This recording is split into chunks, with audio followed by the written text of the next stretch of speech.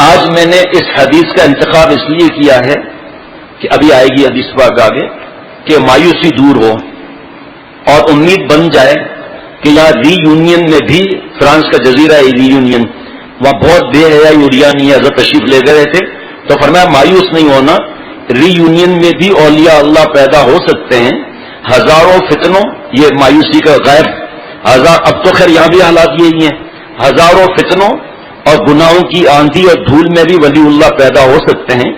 اس حدیث سے قلب کو بڑا سکون ملتا ہے کہ اللہ تعالیٰ اس بندے کو محبوب رکھتے ہیں جو مومن بھی ہے، ابدیت میں کامل ہے، ایمان بھی اس کا کامل ہے، لیکن پھر بھی اس سے خطا ہو جاتی ہے۔ بعض حالات اور بعض ماحول ایسا ہوتا ہے کہ آدمی گناہ گار ہو جاتا ہے، اللہ ماشاء اللہ بچنے والا اس میں، لیکن سرور عالم صلی اللہ علیہ وسلم پر بے شمار رحمتیں نازل ہوں، کروڑوں کروڑوں درود و سلام آپ صلی اللہ تعالی علیہ وسلم پر، کہ آپ صلی اللہ علیہ وسلم نے اپنی امت کے ان لوگوں کو بھی جو ری یونین، ساؤتھ افریقہ، لندن، امریکہ جیسی جگہوں پر رہتے ہیں، محبوب بننے کی ترکیب بتا دی۔ ماشاءاللہ تو بولنا چاہیے نا بھائی۔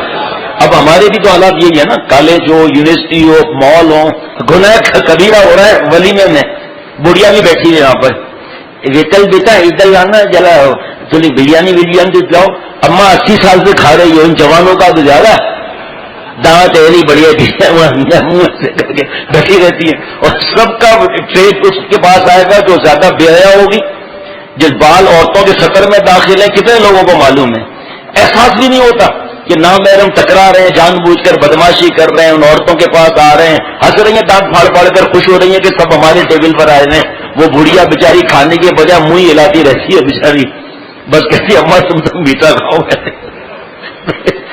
جلدی ہضم ہو جائے۔ سنو بھائی سنو، محبوب بننے کی ترکیب کے نبی صلی اللہ تعالی وسلم نے بتا دی کہ اگر وہ اس ماحول میں مفتن ہو جاتے ہیں تو تواب ہو جائیں، کثیر التوبہ ہو جائیں، لیکن تواب کی 3 قسمیں حاصل کریں، یعنی نمبر 1 عام توبہ، معصیت سے طاعت کی طرف آ جائیں، گناہ سے طاعت کی طرف آ جائیں، پھر اس سے آگے اور ترقی کریں، یعنی خواص کی توبہ کہ اگر ذکر تلاوت تسبیح چھوٹ جائے غفلت سے ذکر کی طرف آ جائیں۔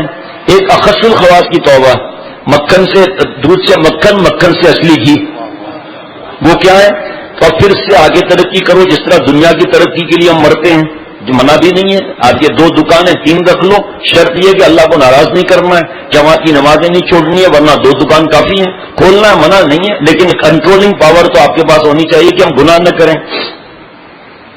اور پھر اس کی آگے ترقی کریں کہ ہر وقت دل کو اللہ کے سامنے رکھیں، ہاتھ سے دنیا کے کام کریں لیکن دل میں اللہ ہو۔ مفتی اعظم مفتی شفیع صاحب رحمۃ اللہ علیہ فرماتے تھے کہ دنیا ہاتھ میں ہو، جیب میں ہو، تجوری میں ہو، دل میں اللہ ہو۔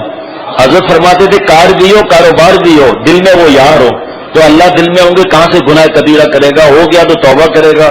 کوئی عورت آپ کی ری یونین میں گھاک آ جائے، اب تو اللہ معاف فرمائے، اور فرینچ میں کہے کہ مولانا صاحب مجھے فلاں سامان دو، تو آپ بے شک دیں، لیکن اس وقت یہ خیال رکھیں کہ اللہ مجھے دیکھ رہا ہے، اور دلیل قرآن پاک کی ہے علم یعلم بان اللہ یرا، کیا انسان کو معلوم نہیں کہ اللہ مجھے دیکھ رہا ہے؟ فوراً آیت یاد رکھو وَهُوَ مَعَكُمْ أَيْنَمَا كُنْتُمْ، تو جہاں بھی ہے میں تیرے ساتھ ہوں۔ اپنی نظر پر ہر وقت اللہ کی نظر کو نگراں سمجھیے کہ وہ دیکھ رہا ہے، یہ 93 کا ہے، اب کیا ہے CCTV لگے ہوئے ہیں، کیسے الرٹ رہتا ہے مینیجر صاحب، کیسے پیکنگ اسٹاف الرٹ رہتا ہے، تو اللہ تعالیٰ جو دیکھ رہے ہیں اس کی فکر نہیں ہمیں۔ اگر باوجود اس کے کبھی گناہ ہو جائے، خطا ہو جائے، نفس پٹک دے، تو فوراً اللہ تعالیٰ کی طرف رجوع ہوں اور توبہ کریں، کیونکہ ایسے بندے کو اللہ تعالیٰ نہ صرف معاف فرماتے ہیں بلکہ محبوب رکھتے ہیں۔ اس حدیث پاک سے معلوم ہوا کہ 4 صفات جس میں ہوں گی وہ اللہ کا محبوب بندہ ہے۔ سب سے پہلے تو بندگی کے لحاظ سے کامل ہو، اپنے کو اللہ کا بندہ سمجھ رہا ہو، فرعون نہ سمجھ رہا ہو اپنے کو۔ دوسری صفت یہ کہ مومن ہو، اللہ پر اس کو ایمان ہو۔ لیکن تیسرا، کبھی مفتن ہو جاتا ہے، غلطی ہو گئی، گناہ کر لیا، کبھی اس سے گناہ ہو جاتا ہے، لیکن گناہ کے بعد وہ چین سے نہیں رہتا، وہ بریانی نہیں ٹھوستا جب تک تواب نہ ہو جائے۔ تواب بھی بلا کا ہے کہ اپنی توبہ میں توبہ کی 3 قسموں کو شامل کر لیتا ہے، یعنی گناہ سے بھی توبہ کرتا ہے، ذکر بھی شروع کر دیتا ہے، اپنے دل کو اللہ سے غائب بھی نہیں ہونے دیتا. کچھ مزہ آ رہا ہے بھائی؟ اور اپنے دل کو اللہ سے غائب نہیں ہونے دیتا، ہر وقت اللہ کے حضور میں اپنے دل کو رکھتا ہے، جس سے اس کی توبہ ایسے گندی جگہ پر بھی توبہ اتنے بلند مقام سے ہوگی کہ جو اپنے دل کو اللہ سے غائب نہیں ہونے دیتا وہ بھلا اللہ کا محبوب نہیں ہوگا. توبہ ایسا کیمیکل ہے جس سے بندے کا تمام شر خیر سے تبدیل ہو جاتا ہے. تو کیا حدیث پڑھی تھی؟ کل بنی آدم خطاؤن وخیر الخطائین التوابون. بہترین خطا کار وہ ہے جو بہت توبہ کرنے والا ہے. یہ توبہ کا کیمیکل ایسا کیمیکل ہے جب گناہ پر ڈالا جاتا ہے تو وہ گناہ خیر بن جاتا ہے. جیسے شراب میں جب سرکہ ڈال دیا جائے تو شراب سرکہ بن جاتی ہے.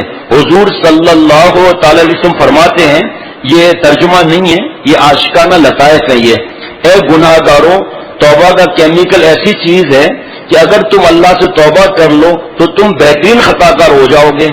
اب اگر کوئی کہے کہ حضور صلی اللہ تعالی علیہ وسلم اگر خطائین نہ لگاتے تو ہم لوگ خیر مطلق رہتے، یعنی خیر ہی خیر رہتے، تو اس کا جواب یہ ہے کہ خطائین کا مضاف الیہ نہ ہوتا تو توبہ کی کرامت ظاہر نہ ہوتی.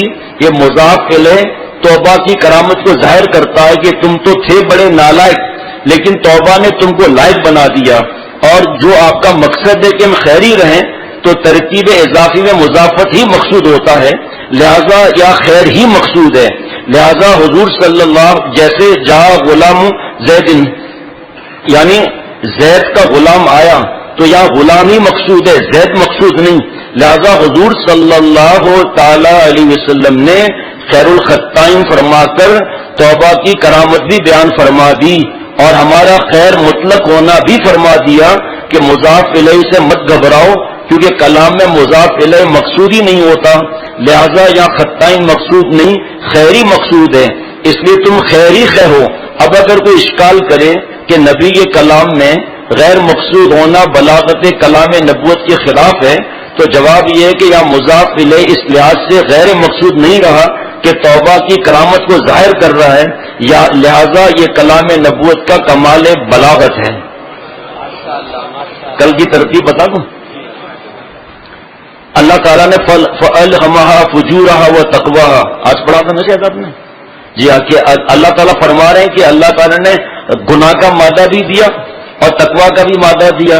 تو اللہ تعالیٰ نے برائی کو پہلے، گناہ کے فجور کے مادے کو پہلے رکھا، اپنی محبت کے مادے کو بعد میں رکھا. یہ کیوں؟ تفصیل بعد میں صرف بتا دیتا ہوں تاکہ مزہ پا کے پھر کل کے لیے فکر ہو. بارش شروع ہو گئی، ٹھیک، پرنالے سے پہلے کیا نکلتا ہے؟ کچرا، مٹی، اس کے بعد صاف پانی. تو پہلے گند نکلے گا پھر اللہ کا عشق آئے گا نا. اللہ تعالیٰ مجھے اور ان سب کو عمل والا بنا دیں.